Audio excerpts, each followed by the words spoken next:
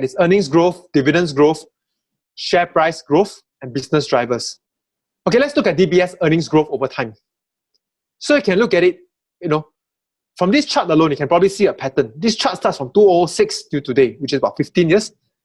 You can see a pattern. There were 2 times that the share price dropped, one more than the rest. Yeah. So in 2008, the earnings per share actually declined 35% from 2007 to 2009. Because cyclical growth company, their earnings tend to be quite affected by the economy. And it took 5 years for the earnings to be rebound back to the pre-crisis earnings. And more recently, in about 2015-16, the economic growth slows, interest rate fell, so the earnings also fall. Okay, look at so this is the growth trend I share with you, 2008 and 9, and 2016. That's where you see growth slowing down, according to the World Bank. And when growth slows, interest rate tend to follow. So you can see the 2 times. Of course, 2006 to 2009, there was a big fall in the interest rates. But there was also a mini fall, actually, in 2016. So actually, all these the interest rates, the economy get reflected into DBS earnings. Okay, the return on equity is how I compute. Okay, what is return on equity? Return on equity is like, if I invest in something, what is the rate of return? Based on the money that I put in. So in this case, the equity of DBS on the right side, 52 billion, that is their equity. The profit which they made in 2019, is actually 6.5 billion. All right. So if I take 6.5 billion, which is the profit, divide by the equity, we're actually getting about 12% return on equity, which is quite good. Okay. Let's look at the dividends. Okay, the dividends also fell in 2008. So the dividends was cut by 18% and remained that way until 2017. Okay, and then recently you saw a big jump because interest rates starts to go up. Plus the fact it's pretty well managed, so it actually went up. So the dividends can get cut for a cyclical growth company during a bad time. Okay, so I just want to show you a cyclical growth company. If I draw a horizontal line at the point of its last peak in 2007, we can see that as at today, we are back to that level. So it basically bounce up and down along that horizontal line. It doesn't have a constant upward trending kind of trend. So I think for a cyclical growth company, if you know what you're buying is a cyclical growth company, then timing could be quite important. Why I say DBS is quite well run, I show you some of the other banks and you probably can see for yourself. And the rest of the banks are very well-known banks. Okay, HSBC. So actually, because of this low and negative interest rate, it's taking a toll on banks. HSBC has gone back, not to its 2007 peak. It is today at the trough of 2009. So imagine at the worst time, the greatest panic during the last recession. Today, HSBC is at the same price. Their worst ones. How about Standard Chartered? Again, another very well-known bank. So today, Standard Chartered is almost 50% below the trough of 2009. Look at a few more.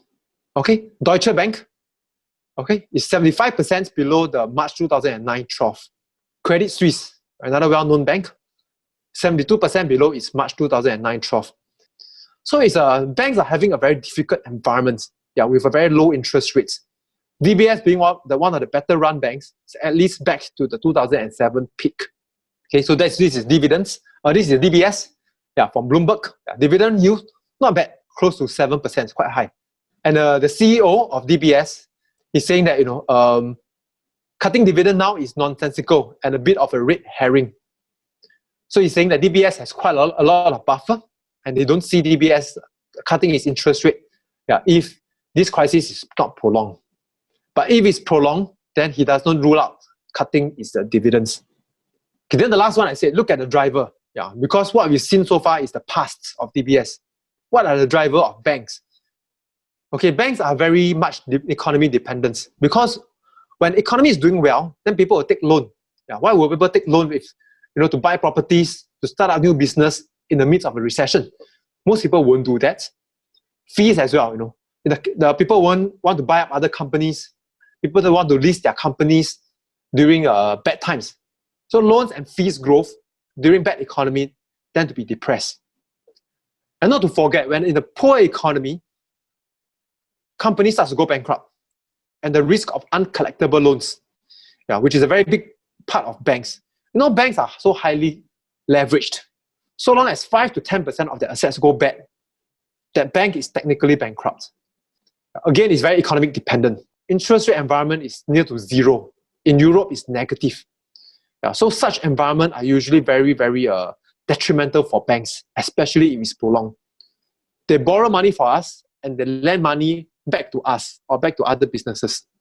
So there must be a differential in rates. If the rates are about the same, the money they get from us and the rate they lend out are quite the same, then the bank don't make money from lending. So all these three tend to be depressed during a slow economic growth. The fourth one is more structural, risk of disruption. And of course, somewhere about now, I think the government said by middle of this year, they're going to issue 2 virtual banking licenses. Of course, will this be the disruption, just like the fourth telco to the telecommunication? Will the issuance of virtual banking license do the same for banks? Today is an unknown.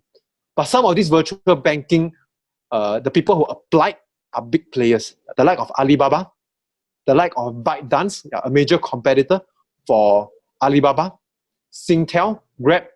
So they're actually pretty powerful players that are bidding for this banking license.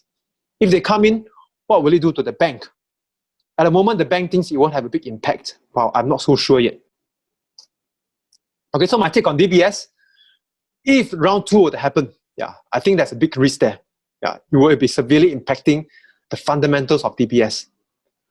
And I think economic growth is likely to be slow after this crisis.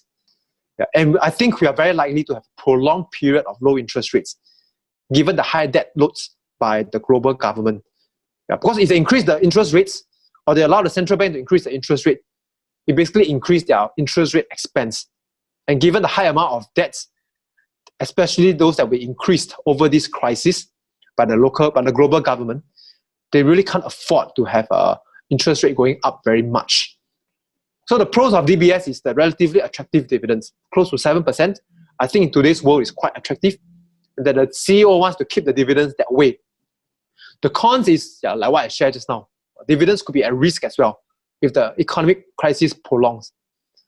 Virtual bank, I think not a big threat immediately, but could be a surprise as they are big contenders. So if you ask me my take, I personally don't own DBS, but if I were to have a choice, I would probably not own it, or even if I own it, it'll be a measured proportion of my portfolio. It's not going to form a big part of my portfolio. So in case people get very attracted by the 7% dividend yield, I think it's good to stay on buy it at a very measured pace.